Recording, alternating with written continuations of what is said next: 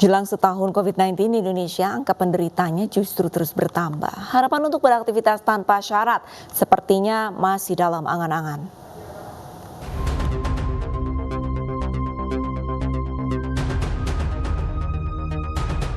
Hampir 1 tahun pandemi COVID-19 melanda Indonesia. Jumlah orang terpapar kini sudah di kisaran 1,3 juta orang. Angka ini bisa jadi fenomena gunung es hasil dari yang berhasil dilacak.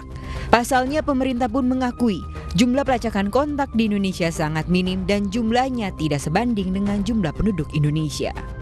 Kalau bicara dari sisi sains, dari sisi situasi terkini, yang harus dilakukan Indonesia itu pertama adalah penguatan di aspek 3T, ya, dengan sesuai dengan skala penduduk, ya, sesuai dengan juga eskalasi pandemi. Jangan sampai Indonesia penduduk segitu besar, performa testingnya sama dengan Singapura, kan itu tidak bisa kita terima lah secara keilmuan dan juga secara faktor lainnya. Dan kemudian tracingnya itu 80% dari kasus kontak teridentifikasi. Artinya kalau kita berbasis sains itu di ASEAN itu kan 30 dari satu, setidaknya 20 atau 25 orang.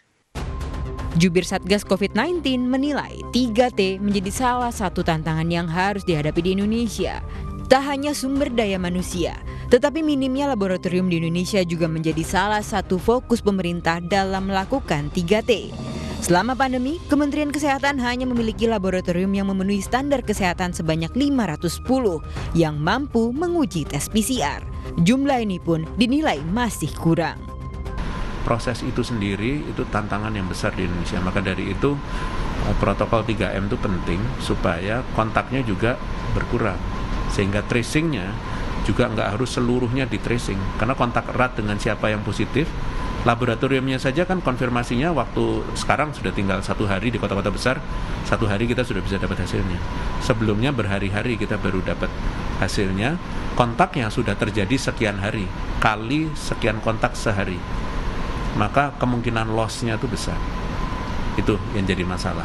Penanganan COVID selama 1 tahun itu lamanya di testing dan tracing itu seperti itu. Target pemerintah bisa mengendalikan pandemi COVID-19 pada 17 Agustus 2021 mendatang dianggap tidak realistis jika tidak ada terobosan baru dalam penanganannya.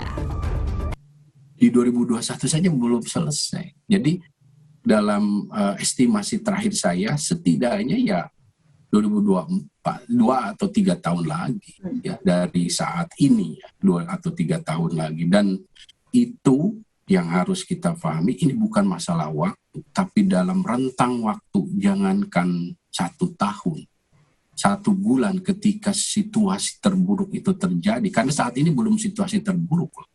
Ketika situasi terburuk terjadi, kematian bisa tinggi. Jadi yang harus kita lampaui dalam waktu 2-3 tahun ini adalah meminimalisir korban, baik yang sakit maupun yang meninggal.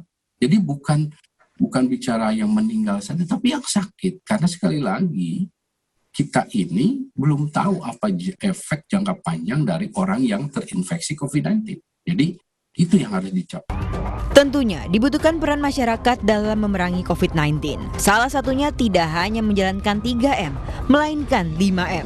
Memakai masker, mencuci tangan, menjaga jarak, menjauhi kerumunan, serta membatasi mobilitas dan interaksi.